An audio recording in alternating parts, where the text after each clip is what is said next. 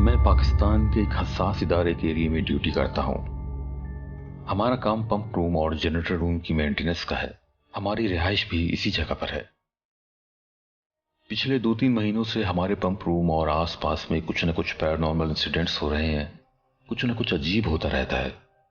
ज्यादातर लोग इन हालात से आगाह हैं, लेकिन ये इंसिडेंट्स रुक नहीं रहे।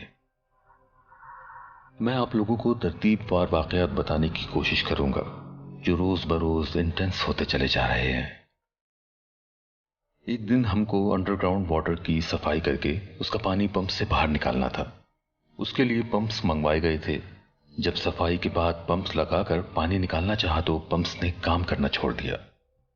पाइप्स डिस्कनेक्ट करते तो पंप्स काम करने लगते, कनेक्ट करते तो पंप बिल्कुल भी नहीं चलते। अजीब बात थी, लेकिन समझ नहीं आई और पंप्स वापस भिजवा दिए गए। वो सारा दिन सफाई और पंप्स की मुश्किलात में ही गुजर गया। दूसरा दिन हमने बाल्टियों के जरिए पानी निकालने के लिए कैंप से 3 मजदूर बुलवाए। बाल्टियां लेकर 2 मजदूर नीचे उतरने लगे। अभी एक तीसरी सीढ़ी पर था और दूसरा पहली सीढ़ी पर कि दोनों सीढ़ियां टूट गईं और दोनों मजदूर नीचे टैंक में जा गिरे। दोनों शदीद जख्मी हो गए थे। रस्सी की मदद से नीचे उतरकर उन दोनों को बाहर निकाला गया। तीसरा दिन पावर फेलियर की वजह से बिजली चली गई। जब मैंने जनरेटर से स्टार्ट किए तो बहुत जोर से स्पार्क हुआ और मुझे करंट ने दूर फेंक दिया। मेरा हाथ भी जल गया, हालांकि मैं पूरी प्रिकॉशंस के साथ काम कर रहा था। अजीब बात यह थी कि स्पार्क होने की वजह भी मालूम नहीं हो सकी। चौथा दिन वाटर पंप्स बार बार बंद होने लगे, जिसकी वजह से इलाके में बार बार वाटर सप्लाई रुक रही थी। इसकी वजह भी मालूम नहीं हो सकी। उसके बाद 2 दिन छोड़कर ओवरहेड टैंक की सफाई करनी थी। 3 वर्कर्स को ऊपर भेजा गया। टैंक में उतरे थोड़ी ही देर गुजरी थी, उनके चीखने और मदद के लिए आवाजें आना शुरू हो गईं। इमरजेंसी में ऊपर गए और तीनों को टैंक से बाहर निकाला गया।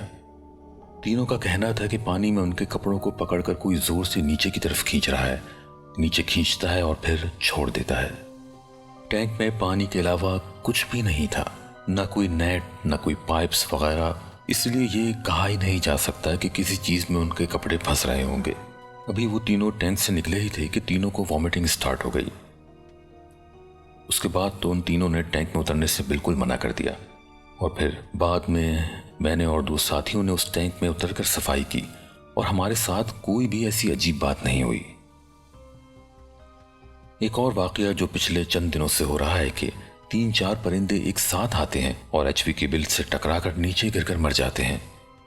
ऐसा दिन के 12 से 1 और शाम के 3 से 5 के दरमियान ही हो रहा है। सिर्फ मेरे पास इसका भी कोई जवाब नहीं है कि आखिर ऐसा क्यों हो रहा है। हमारे स्केड्यूल के मुताबिक 15-15 दिन में शिफ्ट्स चेंज होती हैं। लास्ट 15 डेज से जो 2 लोग पंप रूम में होते थे, उन लोगों की शिकायत थी कि उनके जिस्म पर स्क्रैचेस के निशानात पड़ जाते हैं। कुछ स्क्रैचेस तो इतने गहरे होते हैं कि खून रिसने लगता है। इसके अलावा उनको पंप रूम के ऊपर कूदने और हैवी सामान घसीटने की आवाजें सारी रात आती रहती हैं, जबकि ऊपर कैमरे लगे हुए हैं और छत बिल्कुल खाली होती है। इसके अलावा रात में पंप खुद ब खुद ऑन हो जाते हैं और बार बार जाकर उनको ऑफ करना पड़ता है। इन सब बातों का भी कोई जवाब नहीं है। आजकल मेरी नाइट शिफ्ट चल रही है। बारिशों की वजह से आजकल रातें बहुत ठंडी हैं। दूसरी रात है, लेकिन अभी तक मेरे जिस्म पर कोई स्क्रैच नहीं पड़ा। ना मैंने छत पर कोई आवाज सुनी है और ना ही कोई और अनहोनी बात हुई है।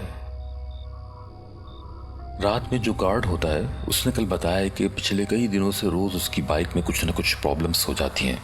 सुबह स्टार्ट ही नहीं होती।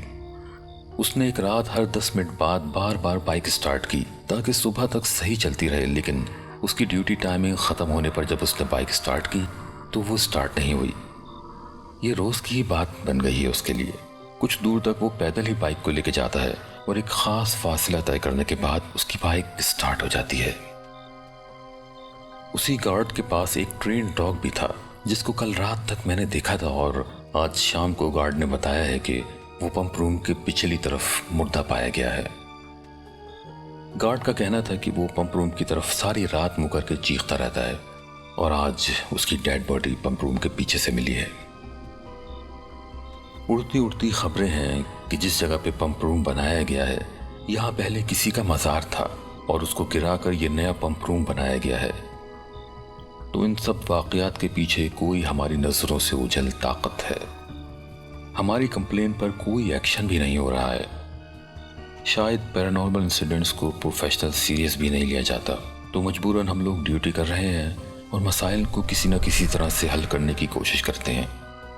अपनी हिफाजत और डर दूर करने के लिए रात भर लाइट्स ऑन रखते हैं, बुलंद आवाज में कुरान चलता रहता है। उम्मीद है कि या तो ये मसाइल किसी न किसी तरह हल हो जाएं या हमारा यहाँ से ट्रांसफ़र हो जाए, या शायद आप लोग किसी दिन खबरों में किसी हसास इदारे के पंप रूम में हुई अमवात का जिक्र सुने तो मेरी कहानी आपको याद आ जाए और ये भी मालूम हो जाएगा कि ये पंप रूम किस जगह पे वाक़ है।